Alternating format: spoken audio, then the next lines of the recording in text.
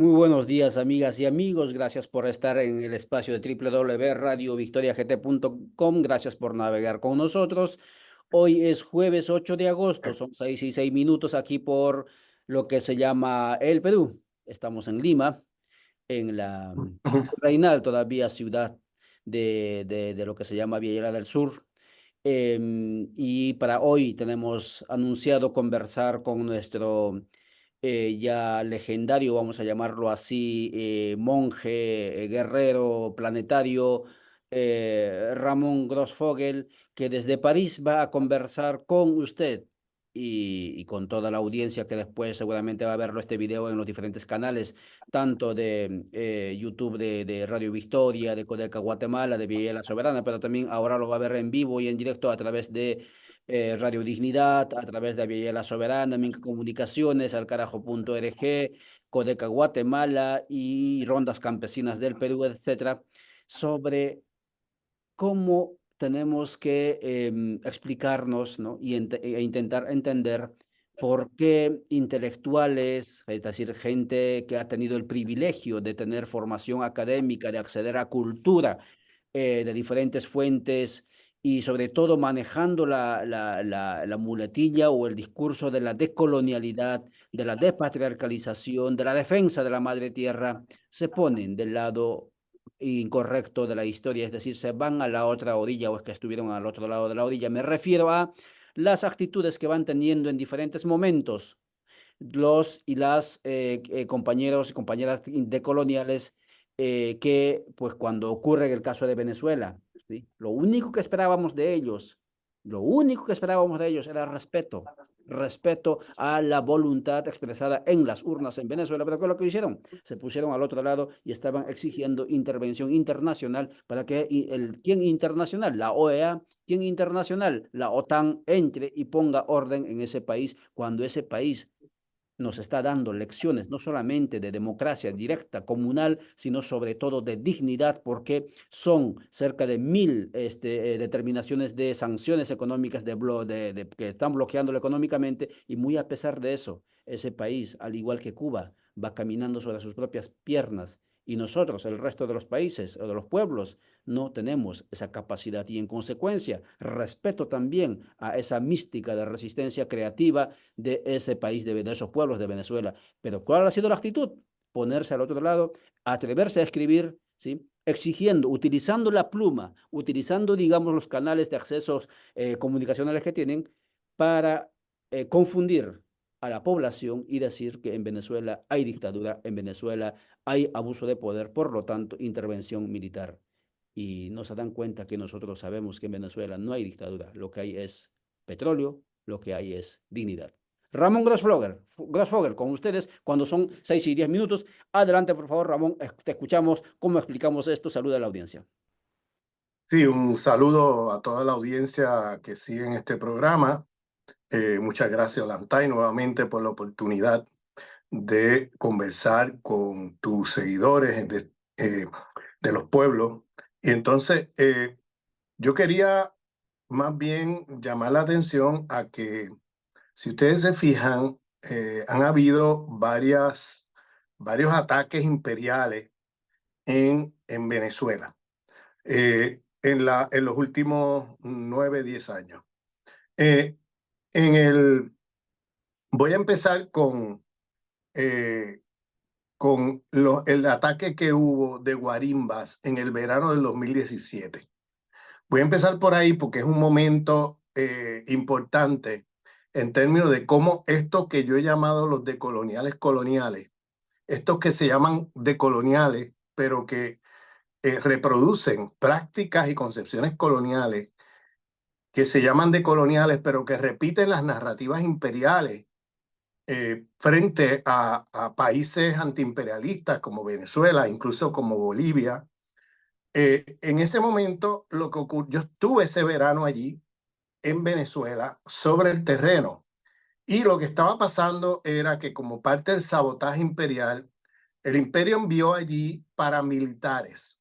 En Venezuela le llaman las guarimbas, pero son grupos paramilitares que se estacionan diferentes puntos de las ciudades, diferentes puntos del país, y van atacando a la población. En el 2017 iban disparando, mataron mucha gente en las calles. Se trepaban en edificios y disparaban indiscriminadamente a la gente caminando por la calle, se paraban en esquinas y cuando pasaba gente que ellos reconocían como chavistas, los mataban, los agredían, los torturaban, quemaron vivo a varias personas, sobre todo chavistas negros. Esto es muy significativo. Y entonces, en medio de eso, yo recuerdo que estando ahí, mis amigos y amigas chavistas tenían miedo de salir a la calle. Estoy explicando un poco el contexto para que entiendan luego de qué se trata estos de coloniales, qué es lo que hacen.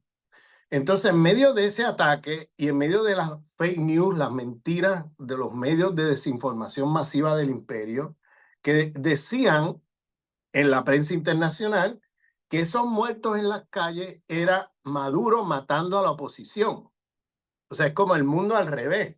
Yo que estaba allí y lo vi con mis ojos, lo que estaba ocurriendo era un ataque imperial con paramilitares mercenarios que son pagados por el imperio, que llegan ahí, sobre todo muchos que vienen de Colombia, no solamente venezolanos, hay muchos colombianos de los paramilitares colombianos que, que van ahí a hacer este tipo de actos criminales, con la idea de entonces de crear una propaganda internacional negativa al gobierno de Maduro, porque luego lo que dicen es que es Maduro matando a la gente en la calle, matando a la oposición, para crear la imagen de un dictador.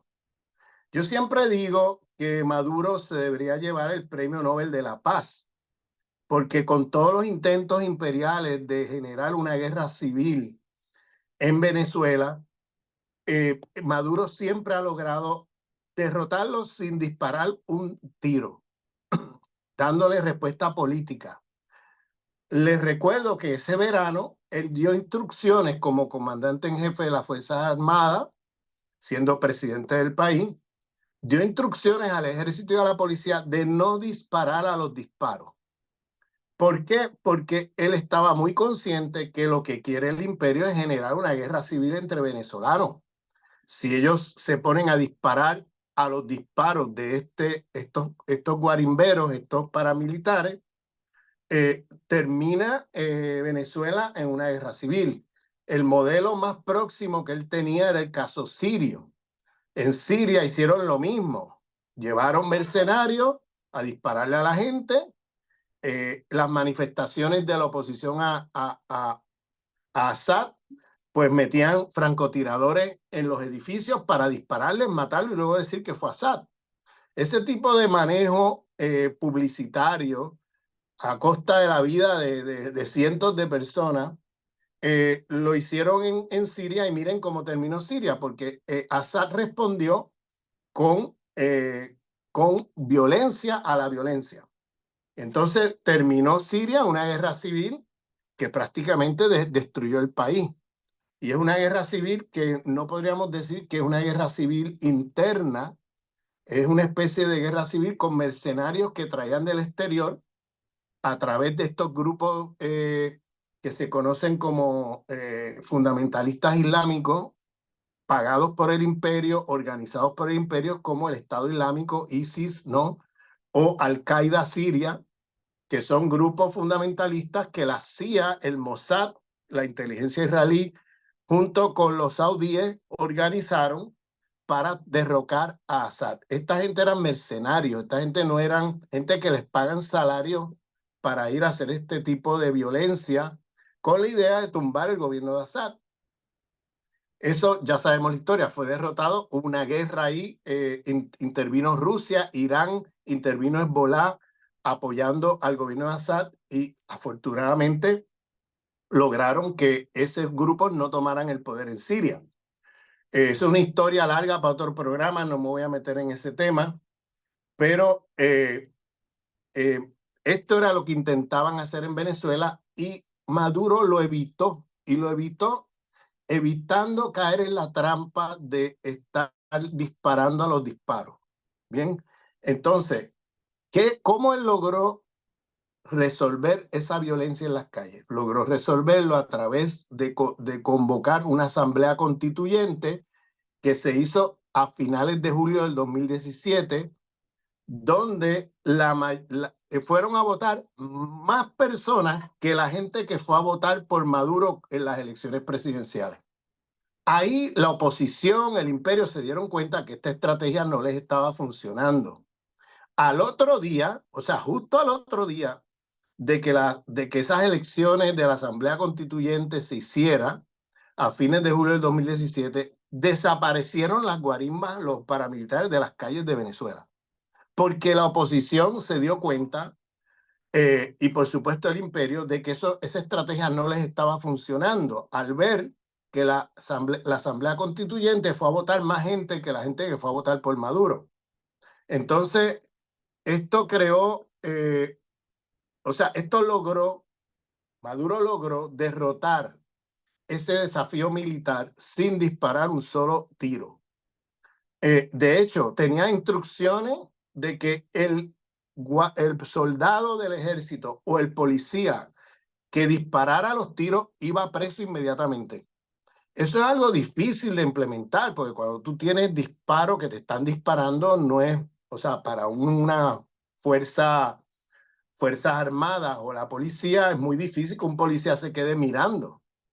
Pero él impuso esta regla de manera fuerte para que, de hecho, la gente que fue presa en esos meses eran fundamentalmente policías y soldados que violaron sus instrucciones. Por eso digo, Maduro se tiene que ganar el Premio Nobel de la Paz. Sin embargo, le dan los premios Nobel de la Paz a gente violenta que tiene sangre en las manos.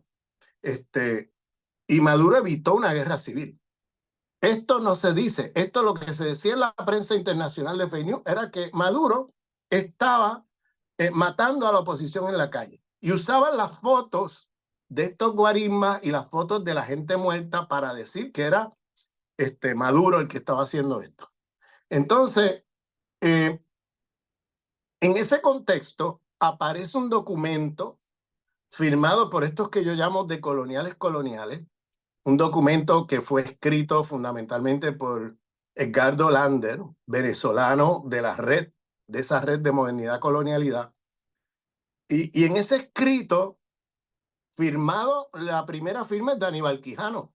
Aníbal Quijano encabeza la firma de ese documento. En ese documento que salió más o menos a fines de mayo del 2017, en medio de la guarimba, repiten las tesis imperiales de que en Venezuela hay un gobierno autoritario, que en Venezuela no hay democracia, que en Venezuela, el relato imperial en medio de una guerra de ese tipo. O sea, se van del lado del imperio contra Maduro, contra Venezuela, contra el gobierno bolivariano, el gobierno antiimperialista, a repetir el relato imperial en medio de un ataque violento como ese. Y donde la prensa imperial lo que difundía en el mundo era prácticamente que Maduro era el que estaba haciendo estos crímenes. Y en el medio de eso aparece esta gente con ese documento y con firmas de toda la pseudoizquierda latinoamericana. Ahí firmó medio mundo de la pseudoizquierda, encabezado por Aníbal Quijano. Ahí yo vi la bancarrota de esto que se llama la red modernidad colonialidad, porque ahí yo vi con mis ojos cómo compañeros y compañeras que estaban en el giro de colonial, pues se pasaron al otro lado de la trinchera. Es decir, empezaron a disparar hacia acá, repitiendo tesis imperiales. Entonces, claro, ya yo venía haciendo cuestionamientos epistemológicos dentro de esa red, porque yo había escrito ya en varios ensayos el tema del extractivismo epistémico, de cómo tanto Quijano como Mignolo extraen conocimiento de los pueblos, tanto afros como indígenas, del pensamiento crítico que se genera allí, y luego lo reciclan como si fueran ideas de ellos. Yo le llamo eso extractivismo epistémico, inspirado en una compañera indígena canadiense que acuñó este término de extractivismo cognitivo. Entonces está hablando de cómo los intelectuales occidentales agarran las formas de vida, agarran las formas de ser y estar en el mundo, agarran los conocimientos, se los apropian y luego los reciclan como mercancía. Porque muchos de estos académicos que agarran estas ideas, como Mignolo, por ejemplo, pues se va a Estados Unidos a hacer una carrera exitosa en un Ivy League, un Duke University, una de esas universidades de élite en los Estados Unidos, haciendo carrera de colonial, pero sin compromiso con la lucha de los pueblos. Agarrando, va a Bolivia, agarra las ideas, va a Ecuador, agarra las ideas y luego se va a Estados Unidos a publicarlas. Y lo mismo hacía Quijano, toda la idea de la colonialidad. Yo tengo un ensayo en el número 28 de Tabula Rasa, que los invito a que se lo lean, ahí yo explico cómo la idea de la colonialidad no es de Quijano, la idea de la colonialidad está en la tradición radical del pensamiento negro, caribeño y estadounidense. Entonces, pero también del pensamiento indígena andino, del cual él también bebió. Y sin embargo no cita a nadie, aparece él como el origen, el principio, origen y fin del tema de la decolonialidad. Entonces, ¿qué pasa? Ellos aparecen con estos documentos y ¿cuál es el rol que tienen?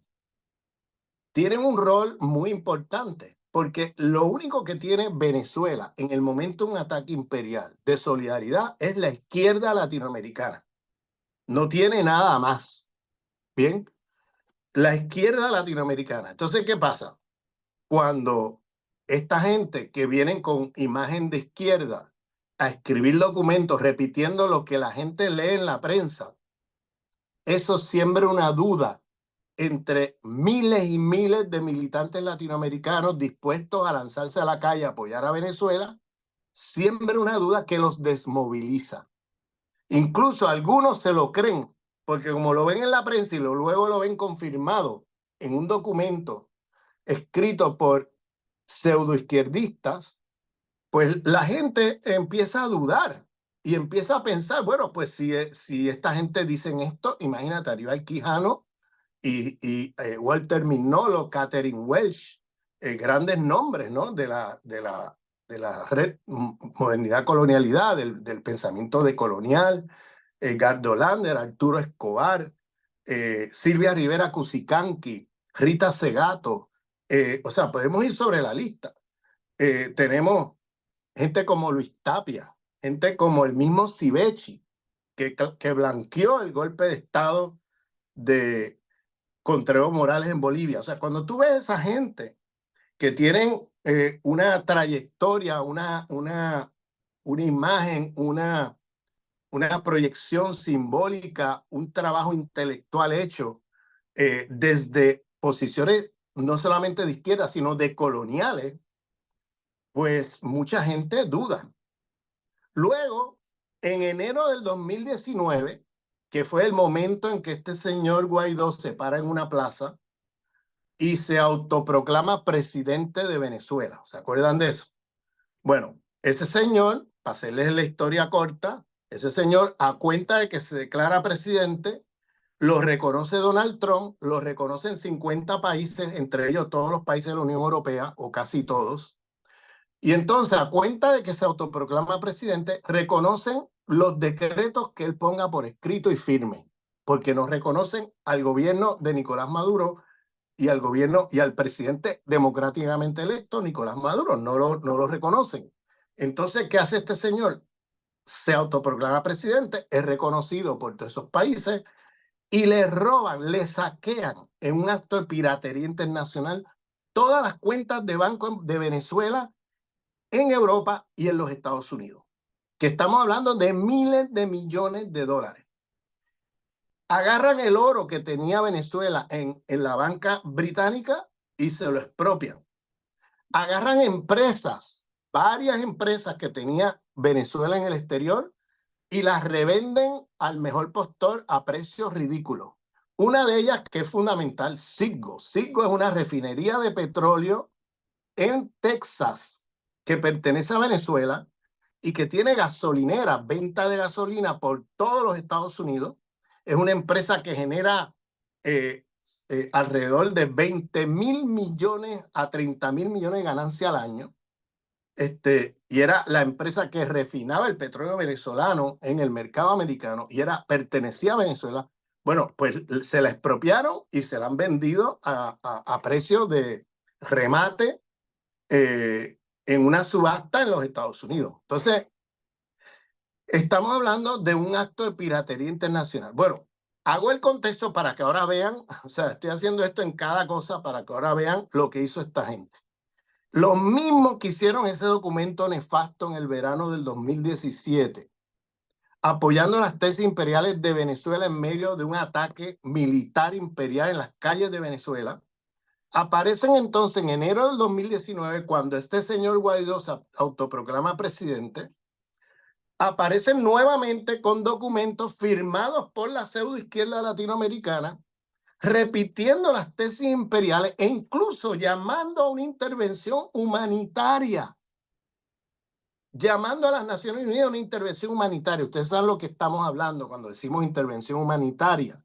Si ustedes quieren ver lo que es una intervención humanitaria imperialista, vean lo que hicieron en Irak, vean lo que hicieron en Libia, vean lo que hicieron en el Medio Oriente en los últimos 20 años. Esas son las intervenciones humanitarias, donde el imperio viene y a cuenta de inventarse fake news, de que hay un gobierno que está matando a la gente, este tipo de cosas que trataron de hacer con Maduro, vienen y intervienen militarmente y destruyen el gobierno y luego ponen allí o dejan el país en pedazos, mientras ellos se llevan el petróleo. Por ejemplo, en Libia mataron a Gaddafi, destruyeron el gobierno de Gaddafi y Libia hoy es un polvorín de guerra civil interminable.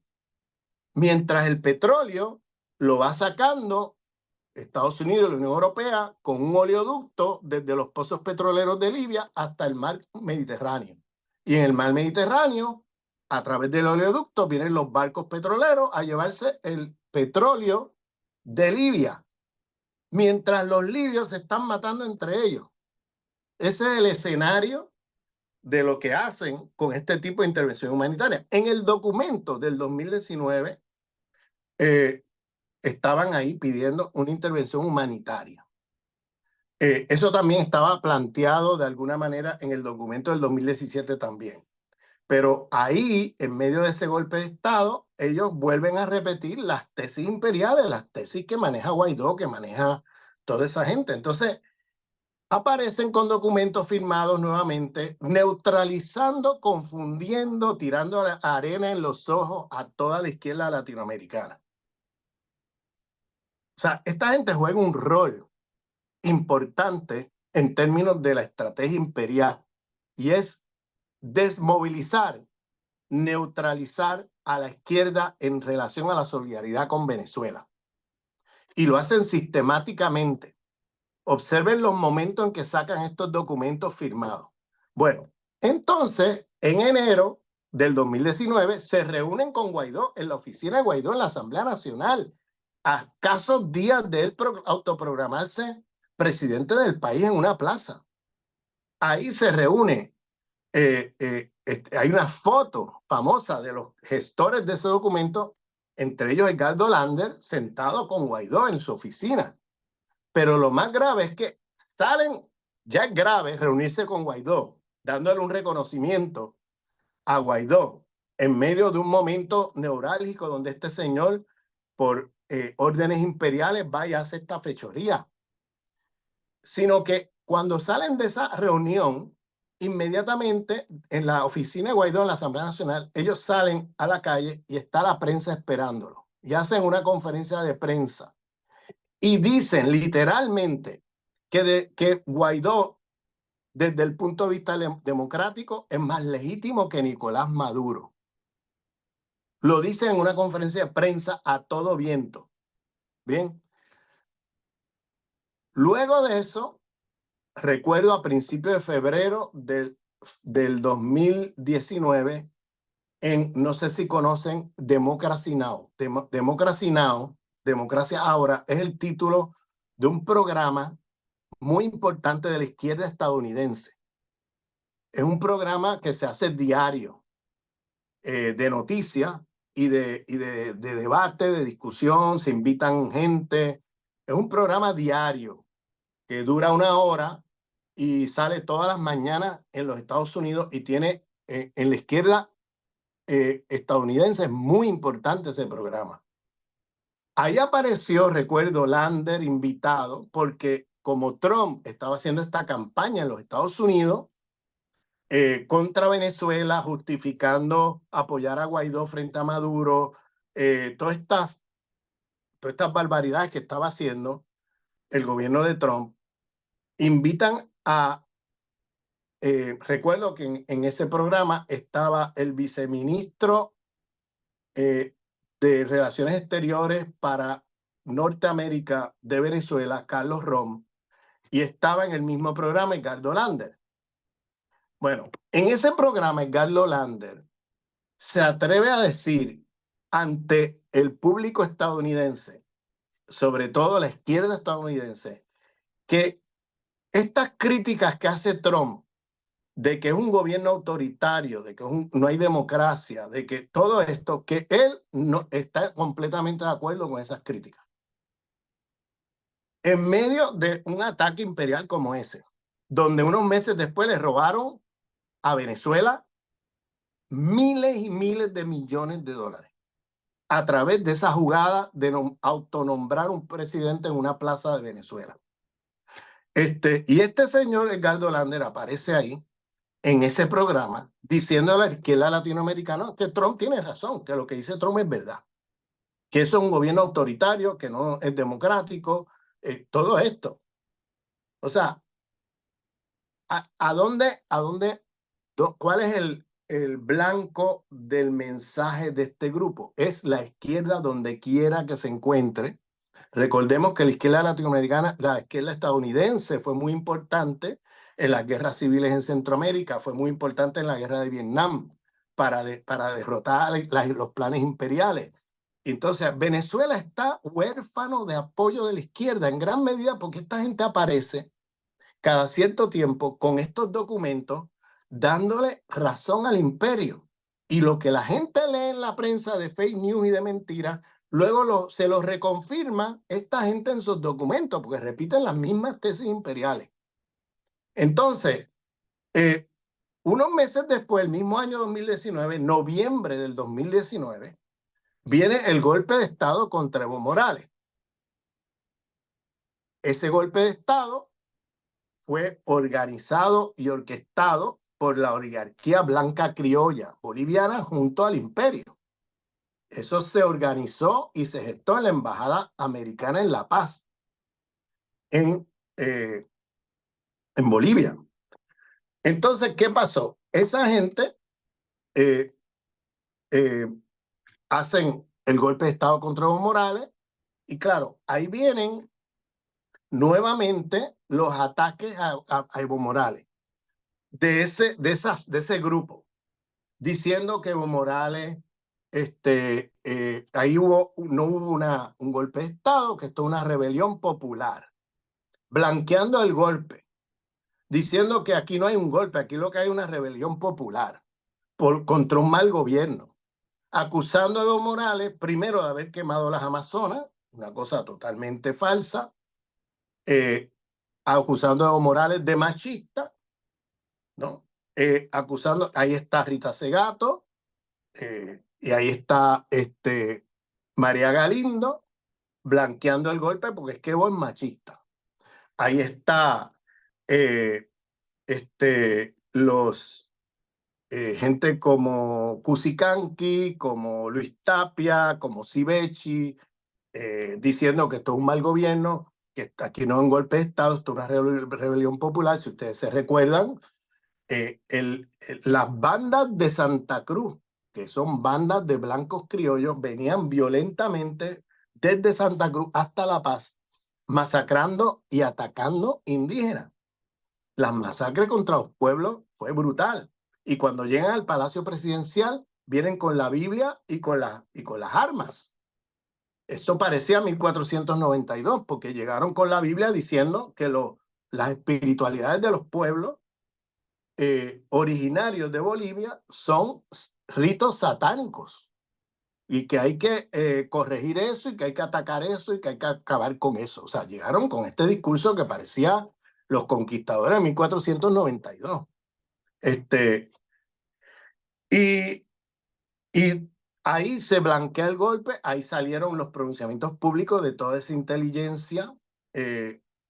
Luego tenemos ahora, más recientemente, este intento de golpe de Estado en Venezuela ante unas elecciones limpias, unas elecciones que ganó limpiamente Nicolás Maduro, que el proceso electoral venezolano es uno de los más transparentes y más seguros del mundo, porque está prácticamente organizado de tal manera que es imposible hacer fraude electoral. Sería muy largo explicar eso aquí ahora, pero el que conoce el sistema electoral venezolano reconoce que es un sistema blindado contra el fraude y contra el robo de votos.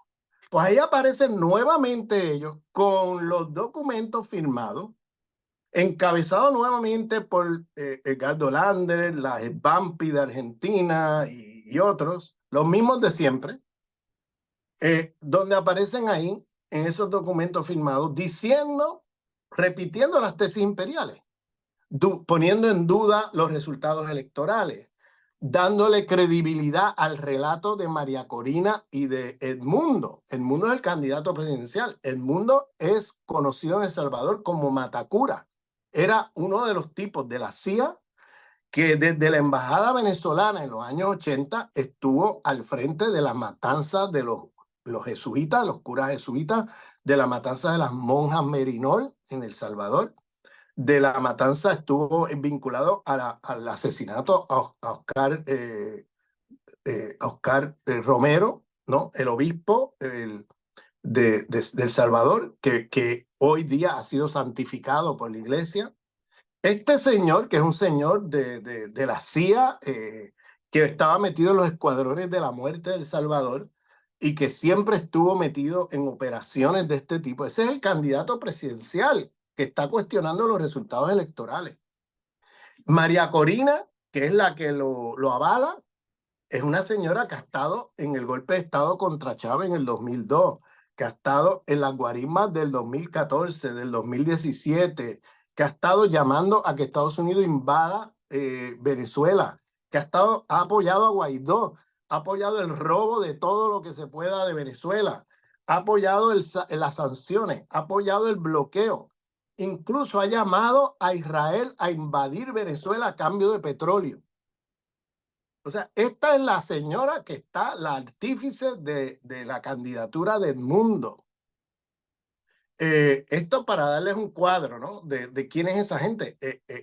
Para hacerle, vamos, para sintetizar la discusión, habían 10 candidatos a la presidencia.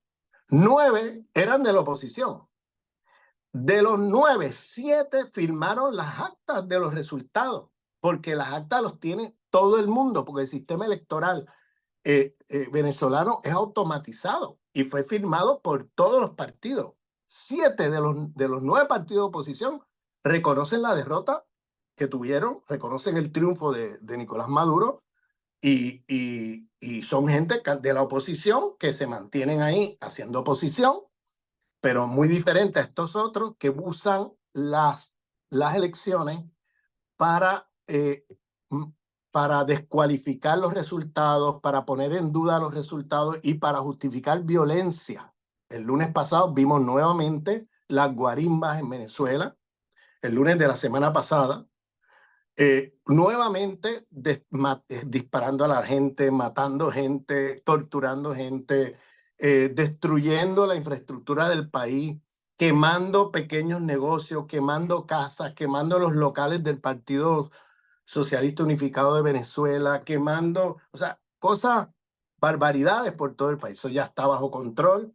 Venezuela ya está harto, no solamente los chavistas, la gente de la oposición misma están hartos de este tipo de violencia. No, en Venezuela, si hay algún consenso en la mayoría de los opositores y la mayoría de los chavistas, es el no dilucidar esto con violencia, el evitar lo que pasó en los años anteriores de violencia, meses de violencia como el 2017, 2014, han habido brotes de este tipo de violencia organizada por el imperio y ahora hicieron lo mismo con el aval de María Corina, que lo dijo públicamente. Ella misma estaba celebrando, le llamaban los comanditos.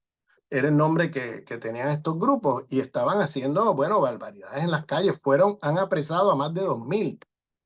Y luego aparece la prensa internacional diciendo, agarrando a estos grupos y le toman la foto y aparece como la oposición venezolana movilizada contra el robo electoral. Y aparecen allí difundiendo una información falsa al mundo de los resultados electorales, dándole el triunfo al mundo, porque dice que ganó por 70% de la votación. Y cuando toda la oposición de los 9 partidos, 7 ya reconocieron los resultados. O sea, y esta gente inventándose fake news y usando eso para exacerbar la violencia, para volver otra vez a la época de las guarimbas. Entonces, digo, en medio de eso, vuelve y aparece este mismo grupo con un documento, o sea, aceptando los reclamos de María Corina y del mundo, que es un reclamo falso, que ni siquiera 7 de los opositores, de los presidenciales, de los 9, reconocen. Entonces, esta gente que se dice de izquierda, van repitiendo las tesis imperiales y las tesis de la oposición proimperial, la oposición que el imperio les paga para hacer este tipo de manejo. Bien, para desacreditar al gobierno bolivariano, hacer ver al mundo que esto es una dictadura, que aquí no hay democracia, que se roban los votos, que se roban las elecciones, que aquí hay fraude. Todas estas mentiras que circulan por el mundo. El que conoce el sistema electoral venezolano no puede decir que hay robo de votos, es que es imposible. Y no puede decir que es una dictadura. En Venezuela, desde el 1998 al 2024 han habido 31 elecciones. Es el país con más elecciones en América Latina y probablemente en el mundo. 31 elecciones, de los cuales el chavismo ha ganado 29 y ha perdido 2. En los 2 que ha perdido ha reconocido la derrota, porque es que en Venezuela es imposible, dado como funciona el sistema electoral, negar una derrota, porque todos los partidos fiscalizan cada mesa electoral y todos tienen que firmar juntos los resultados de cada mesa electoral, de las miles y miles de mesas electorales en todo el país. O sea que no hay manera, y además está todo computarizado. Es una máquina la que agarra el voto y luego emite un papelito con el resultado del voto y esa persona lo mete en una urna para corroborar lo que dice la máquina con lo que dicen los papelitos. O sea que está doblemente fiscalizado. Pero además hay 16 comisiones que hacen auditoría antes, durante y después de las elecciones. Eso es muy largo de explicar. O sea, no hay manera de robarse las elecciones. El chavismo, cuando ha perdido la Asamblea Nacional en diciembre del 2015 y reconoció la derrota inmediatamente. Donde quiera que en las elecciones para las provincias, para gobernador de provincia, pierden provincias. Hay provincias en Venezuela que no son del chavismo, que han perdido y el chavismo reconoce la derrota. No cuestiona los resultados, no hace un golpe de Estado, no se roba los votos para luego decir que ganaron, nada de eso. Pierden y lo reconocen. El chavismo ha perdido diputados a la Asamblea Nacional. La Asamblea Nacional hay opositores electos y reconocidos como ganadores de su silla en las elecciones.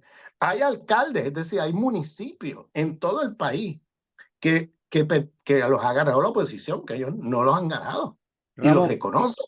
Sí. Sí, Ramón, son las 6:46 minutos. Gracias amigos por seguirnos. Estamos conversando con Ramón Grasfogel sobre por qué decoloniales, intelectuales decoloniales de diferentes partes del continente se ponen al otro lado de la orilla, al servicio del poder hegemónico. Nos está explicando, uno es el tema de quieren quitarle, digamos, el apoyo internacional de la izquierda latinoamericana, desmovilizándolo. Pero Ramón, la otra pregunta es, ¿lo hacen esto porque hay necesidad urgente de la tripa? ¿Hay confusión en el marco teórico? ¿O es asunto desesperado de reconocimiento y mayor ascenso cultural? ¿Qué es lo que ocurre en estos intelectuales? bueno, yo creo que aquí hay que hacer una distinción analítica. Yo creo que aquí hay un grupo de intelectuales que yo me pregunto, o sea, ¿quién les paga? Porque ellos aparecen consistentemente escribiendo estos documentos, difundiéndolos, recogiendo firmas. Entonces, esa gente son pagados por fundaciones alemanas. Escuchen esto, por favor. Las fundaciones alemanas desde los años 50, sobre todo fundaciones alemanas de izquierda, con imagen de izquierda o pseudoizquierda, le llamamos acá. Esas fundaciones son las que subsidian gran parte de la gente que está en esa red difundiendo estos fake news y estas mentiras imperiales. Siempre se dice, cuando tú quieres saber por qué algo pasa, mira la trayectoria del dinero, de dónde sacan el dinero. Pues aquí hay fundaciones alemanas metidas con la imagen de izquierda, ¿no? Que están ahí metidas subsidiando estas redes y subsidiando estas cosas. En el caso de Evo Morales, las mismas fundaciones que subsidian a este grupo de decoloniales coloniales son los mismos que están también durante el golpe de Estado de Evo Morales difundiendo meses antes de las elecciones, durante las elecciones y durante el golpe de Estado que Evo Morales quemó las Amazonas. Hizo una campaña internacional financiada por esa fundación. Entonces, estas fundaciones alemanas, hay una trayectoria desde los años 50 donde la CIA pasa dinero a fundaciones alemanas con imagen de izquierda para subsidiar a la izquierda domesticada que ellos quieren producir.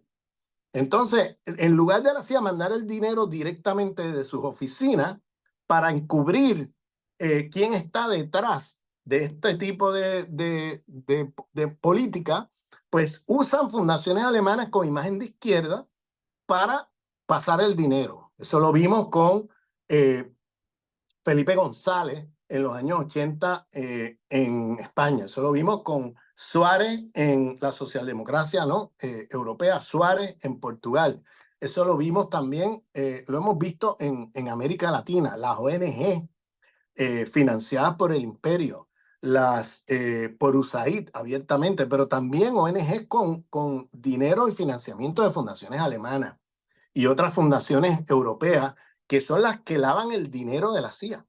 Entonces, ese grupo yo me cuestiono sobre su integridad intelectual y moral. Bien. Ahora, hay otra gente ahí, porque no podemos decir que todos están en eso. Yo discrepo de decir que es que todos son una banda de traidores y vendidos. Eso no es cierto. La mayoría terminan firmando ahí porque creen en lo que se está firmando. Entonces, la pregunta es ¿por qué terminan ahí? Pues hay un marco teórico ahí que informa, un marco categorial que también informa este tipo de posiciones. Primero, hay una influencia muy fuerte de aquel libro de Michael Hart y Tony Negri que se llamaba Imperio.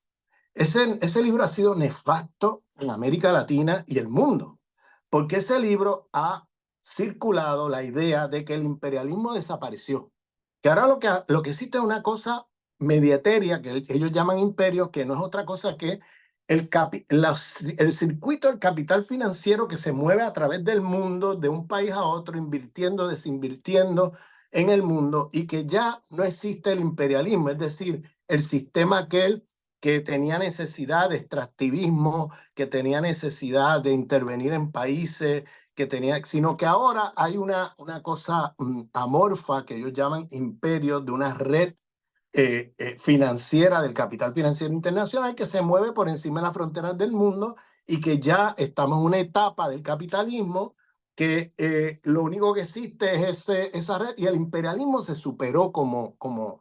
Entonces, mucha gente, cuando tú dices el imperialismo interviniendo en América Latina, con golpes de Estado, con estrategias de derrocar gobierno, pues la gente es escéptica a eso porque ellos no ven el imperialismo. Para ellos el imperio es una cosa también como exterior. No lo ven como algo constitutivo de la economía política de nuestros países. Entonces, cuando se dice que en Venezuela hay, por ejemplo, un problema de acceso a alimentos, de acceso a medicina y eso, producto del bloqueo, ellos no lo ven como producto del bloqueo porque para ellos el imperio es una cosa externa, no es una cosa constitutiva y por tanto, si hay un problema económico en un país, se debe al mal gobierno, no se debe a una intervención imperial. Entonces, el argumento de las sanciones, o sea, si tú quieres entender la hiperinflación en Venezuela, si tú quieres entender el problema el bloqueo financiero, o sea, la falta de acceso a financiamiento internacional, la falta de acceso, por ejemplo, en un momento dado, a recibir medicinas, alimentos y todo eso, tiene todo que ver con un bloqueo económico del imperio. No tiene que ver con un mal gobierno. Es lo que ahí termina como confundiéndose las cosas y entonces atribuyéndole la situación económica difícil de Venezuela a que aquí hay un mal gobierno. Entonces, si hubiera un mal gobierno, la pregunta que yo haría es, ¿cómo es posible que sigan ganando elecciones? ¿Cómo es posible que la mayoría de la gente sigue votando el chavismo? Pero entonces ahí viene el escepticismo. Ya una vez tú defines que el problema es un mal gobierno, que el problema no es las sanciones imperiales, que el problema no es el bloqueo imperial, que el problema no son las agresiones imperiales, que el problema es un mal gobierno, pues claro, si ganan las elecciones es porque se las robaron. Teoría. Si ganan las elecciones es porque son dictadores, es porque se roban las elecciones, es porque no puede ser que después de todo ese bloqueo y todas esas cosas, pues la gente le siga votando, porque en última instancia es un mal gobierno.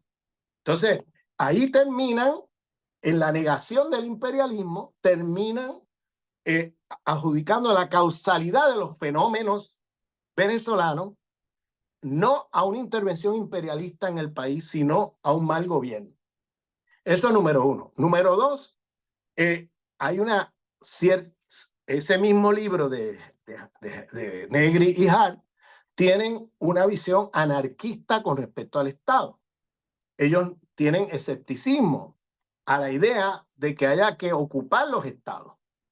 O sea, lo que plantea el comandante Chávez era la idea de que hay que ocupar los estados para interrumpir las políticas neoliberales, las políticas de dominación y construir por afuera el poder comunal. Esa era una visión decolonial del comandante Chávez frente al dilema eurocéntrico de la izquierda latinoamericana que hereda del debate de Europa, que es estatistas versus autonomistas. Es decir, la izquierda estatista y la izquierda anarquista. Lo que hace Hugo Chávez es ni una cosa ni la otra, son las dos cosas al mismo tiempo. Hay que ocupar el Estado para interrumpir las políticas de dominación, pero al mismo tiempo sin hacernos ilusión que ese Estado moderno colonial que hemos heredado va a solucionar los problemas. Los problemas se van a solucionar superando este Estado y pasando a una nueva forma de Estado, que es el Estado comunal, donde la gente se autogobierne, se autogestione, se autodetermine en el aspecto político, económico, social. Por eso en Venezuela hay un proceso de comunalización del poder y la economía.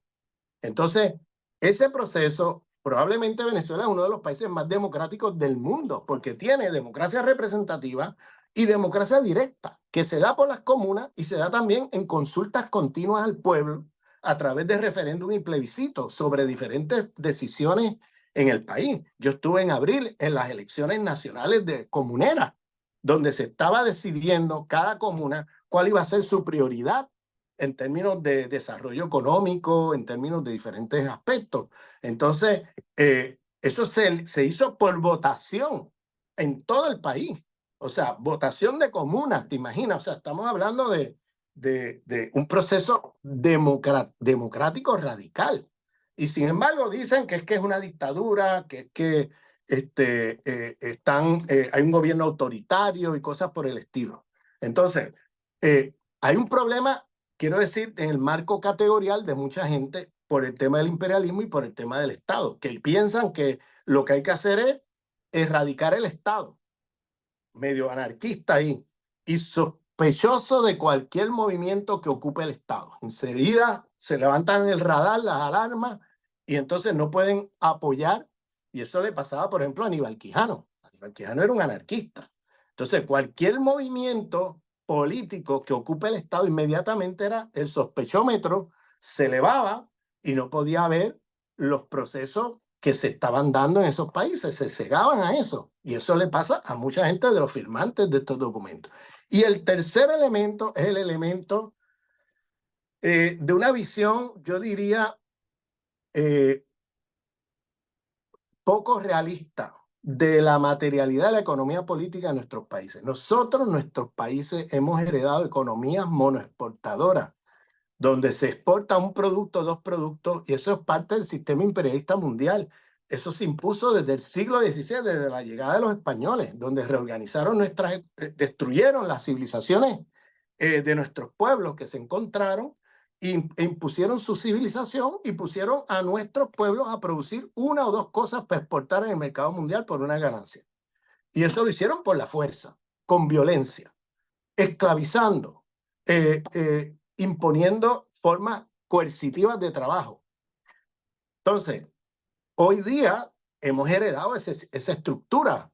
Entonces, no es fácil tú tener un país que ha estado exportando petróleo como único producto de exportación durante 100 años y de momento tú diversificar la economía. O sea, eso no es fácil. Eso tú no puedes saltar de una cosa a la otra por un decreto parlamentario, porque lo que vas a hacer es destruir el proceso revolucionario. Pues no vas a tener, vamos, se cae la economía. Entonces tienes que hacer una transición. Y en eso los venezolanos han sido exitosos.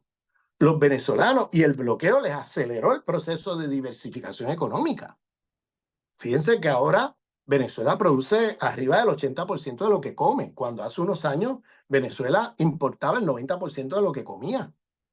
Eso, por un lado, era un objetivo de la revolución bolivariana desde el principio, pero le ayudó mucho, fíjense, irónicamente y contradictoriamente, las mismas sanciones, el mismo bloqueo, que entonces hizo que se acelerara el proceso de soberanía alimentaria, que es algo fundamental.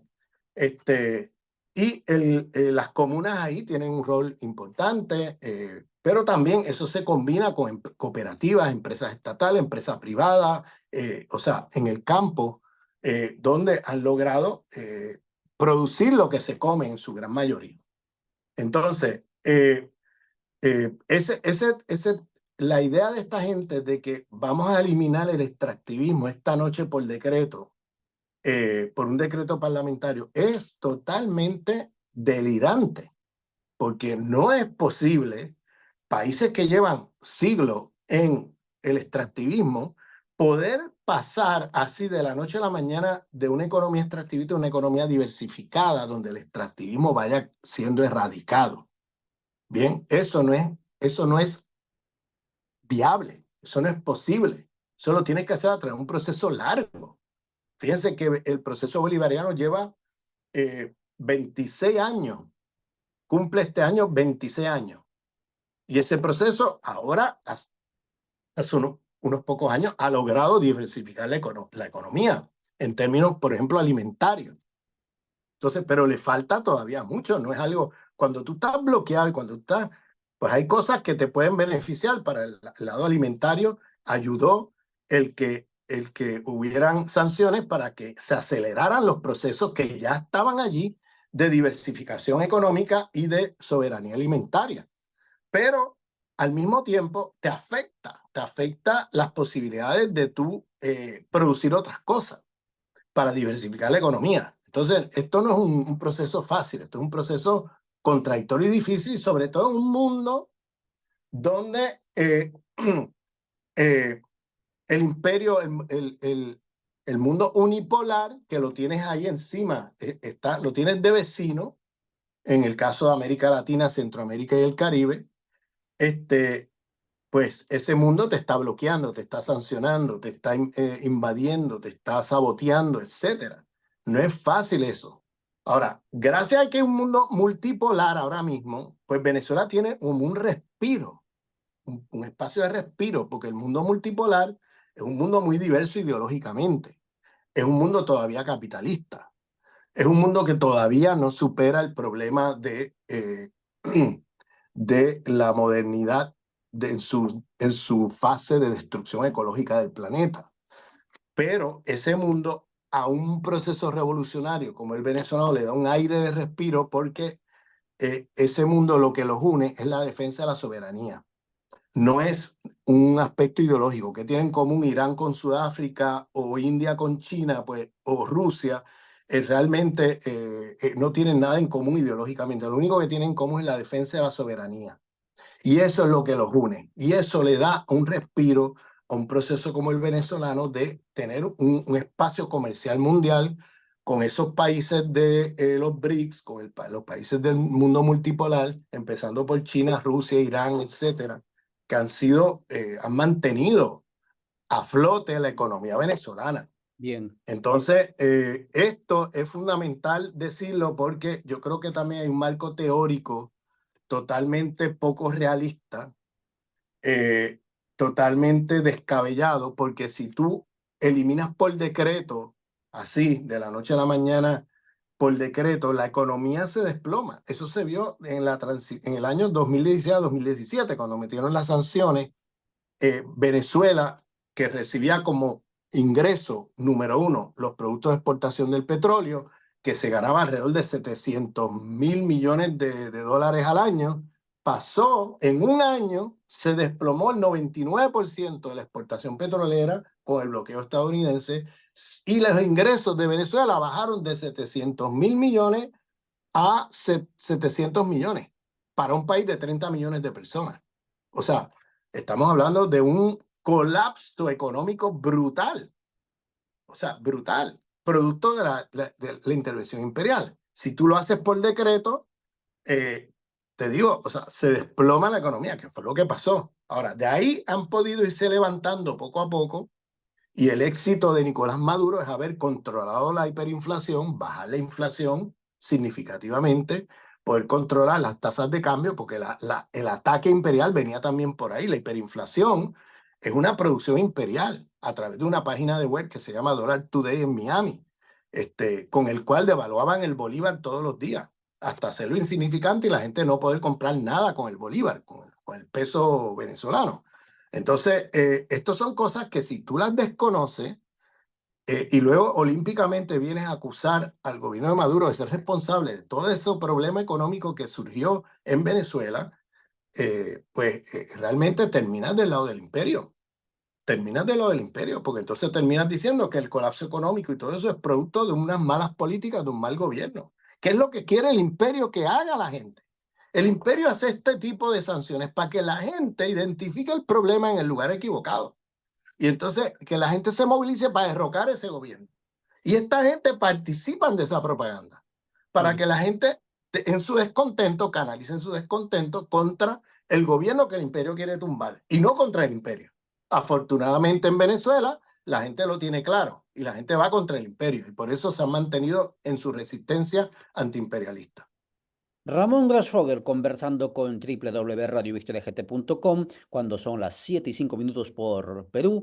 Y tenemos que reiterar que este espacio de comunicación y todos los otros canales son esfuerzos de comunidades campesinas originarias en resistencia, articulándose cada vez más con la finalidad de ir también avanzando hacia adentro, pero también hacia afuera, con una comunicación decolonial.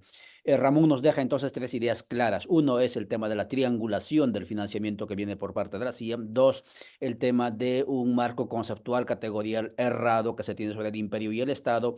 Y tres, el por qué los coloniales o coloniales apoyan o se van a la otra orilla es el tema de una percepción y no realista de la economía política.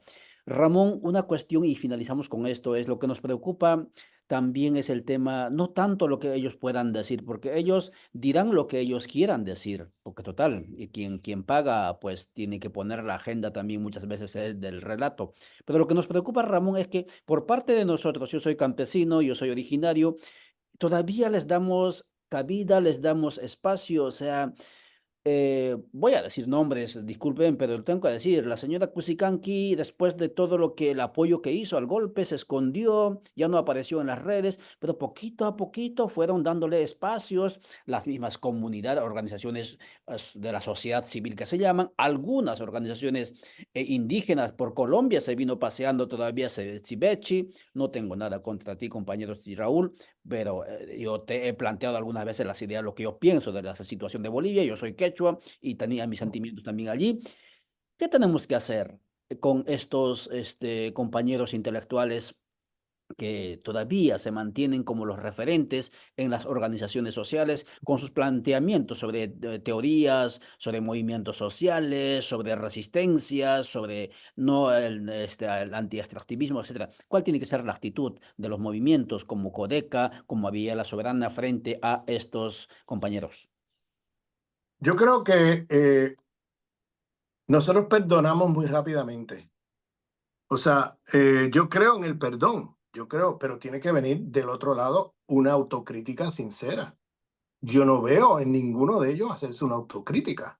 La soberbia que tienen estos intelectuales es tan grande que tienen la desfachatez de, por un lado, blanquear golpes de Estado, por un lado, repetir las tesis del imperio sobre Venezuela, incluyendo el mismo Civechi, eh, y por otro lado, aparecerse en los movimientos como si nada, con discursos de izquierda radical. Entonces, es como una desfachatez, es como una, vamos a ponerlo así, como si no tuvieran vergüenza. O sea, y nosotros todavía venimos y le abrimos las puertas. O sea, legitimando el que ellos hagan este tipo de acciones proimperiales y que luego sin ningún costo ni consecuencia. Vamos y los invitamos como si fueran los mismos de izquierda de toda la vida. Cuando aquí ocurrieron hechos graves. O sea, blanquear el golpe contra el presidente indígena Evo Morales en ese momento, frente a un ataque imperialista, racista, oligárquico, es que es imperdonable. Eso es imperdonable. Y sobre todo con la sangre que corrió por las calles de Bolivia, por el campo de Bolivia, con las masacres que hicieron a los pueblos originarios. ¿Cómo es posible que esa gente ahora nosotros los recibamos así con los brazos abiertos? O sea, y pueblos originarios que todavía le dan credibilidad a gente así. Yo creo que la autocrítica sincera siempre, las puertas estarán abiertas a todos ellos, siempre y cuando hagan una crítica seria de sus posiciones. Pero si no, si pasamos borrón y cuenta nueva, como si nada, y no exigimos cuentas por las consecuencias políticas, económicas y hasta de vida que esa gente tuvo en sus posiciones, pues estamos nosotros mismos legitimando que vuelvan a hacerlo. Y por eso lo hacen una y otra vez, lo siguen haciendo. Fíjate ese documento que acaban de hacer en Venezuela. Otra vez la misma historia. Vuelven y repiten el ciclo otra vez, como si nada, sin consecuencias, sin costo. Ahí está, ¿entiendes? Entonces, yo creo que tenemos que tener una actitud de no perder la memoria. Nosotros necesitamos memoria de lo que cada cual ha hecho. Y donde quiera que los intelectuales hayamos caído en errores políticos, tenemos que exigir una autocrítica. O sea, ¿cuál es tu evaluación de esto? O confrontarlo. ¿Qué tú dices de esto? O sea, ¿tú todavía sostienes estas posiciones, sí o no? Y si no las sostienes, ¿por qué entonces caíste en ese problema? ¿Cómo fue que tú caíste en blanquear un golpe de Estado? Diciendo que es una rebelión popular contra un mal gobierno dirigido por Evo Morales. ¿Entiendes? O diciendo que es que Maduro es un autoritario. O sea, las tesis imperiales. Eso hay que hacerlo sistemáticamente, no podemos perder la memoria y olvidarnos de lo que está, de las acciones de estos intelectuales. Hay que rendirle cuenta. Y sí, no es que vamos a ser oscurantistas y no vamos a leer las aportaciones que puedan tener. Yo no soy oscurantista, puede haber cosas positivas y aportaciones que ellos hayan podido producir en su trabajo intelectual, pero yo no voy ahora, después de todo lo que han hecho, a tenerlos como la referencia central o como la gente que hay que invitar para... No, perdóname, esto tiene que pasar por un escrutinio crítico y autocrítico, porque si no, entonces nosotros estamos celebrando intelectuales tibios, que se llenan la boca con radicalidad y a la hora de la verdad, como decimos en Puerto Rico, a la hora de los tomates, aparecen del otro lado de la trinchera disparando para acá. Y si lo hicieron en Bolivia y si lo hicieron en Venezuela, lo hacen en cualquier sitio. Entonces, cuidado, compañeros y compañeras, con estar invitando intelectuales tibios que no se han hecho la autocrítica. Si se hacen la autocrítica, si sinceramente hacen una transformación, si evalúan, bueno, me equivoqué, los recibimos con los brazos abiertos. Los recibimos con los brazos abiertos. Pero no puede ser recibir con brazos abiertos gente soberbia, gente que no acepta errores, no acepta que se equivocaron, esconden eso, siguen como si nada. Borrón y cuenta nueva. Y quiero responsabilizar también en el Estado boliviano. Se ha tratado a través de vindicar a algunos de estos personajes, como,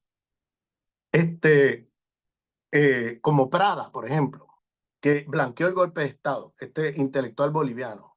Lo han invitado nuevamente a participar de los eventos y todo eso en Bolivia.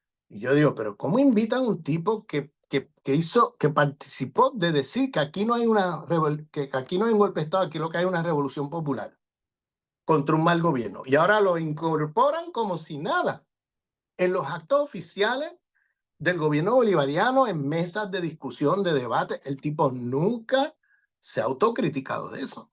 Nunca ha dicho me equivoqué. Y vienes y lo pones allí y le vuelves a legitimar. Un tipo que te traicionó en un momento tan crucial.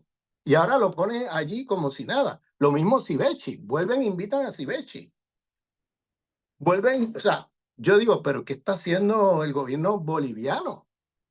Que está invitando golpistas, gente que fueron pro-golpistas y que lo que hicieron fue tirarle arena en los ojos a la izquierda latinoamericana para que se crean que esto no es un golpe, que esto es otra cosa, que esto es una rebelión popular. O sea, no puede ser, Ollantay, ese tipo de cosas no puede ser. Tenemos que tener más seriedad, más criterio a la hora de invitar intelectuales a discutir o a profundizar en lo que sea. No podemos ir por ahí invitando a cualquiera que después son los primeros que te van a traicionar. Muchas gracias, Ramón Grosfogel. Entonces, como parte de las comunidades originarias, tenemos que volver a la tradición, esto de la censura comunitaria. A nuestros caporales, escuche bien, amigas, y los que me siguen en TikTok, no fueron los patrones los que surcaron nuestras espaldas con látigos, fueron los caporales. Y hoy seguimos teniendo caporales de coloniales, incluso muchos de ellos vestidos con trajes típicos, milenarios llaman, y nos siguen latigando. Y esto es lo que está justamente reflexionando Ramón a que haya una autocrítica por parte de ellos. Y bienvenidos, si acaso hacen esa autocrítica y avanzan por el camino de la liberación. Ramón, muchísimas gracias por tu tiempo. Amigas y amigos, son las 7:15. Nosotros mañana volveremos con el tema de la realidad y las aspiraciones de los pueblos originarios del continente, porque mañana es 9 de agosto, establecido como Día Internacional de los Pueblos Originarios, y entonces esa será la temática de mañana de diferentes territorios. Hablarán compañeras y compañeros sobre por dónde vamos y en dónde estamos y por dónde tenemos que avanzar. Ramón, muchísimas gracias por tu tiempo. Contigo nos veremos el próximo miércoles cuando el calendario marque 14 y entonces que estaremos hablando sobre, les adelanto, sobre interseccionalidad imperial, tema bastante quisquilloso. Ramón fue el que lo planteó una de las primeras veces. Le llovió muchísimo palo por parte de nuestras compañeras, pero cada vez más nos vamos dando cuenta que sí, cuánta razón tenía Ramón, pero de eso hablaremos el próximo miércoles. Chao, chao. Gracias, Ramón. Muchas gracias. Hasta luego, pues.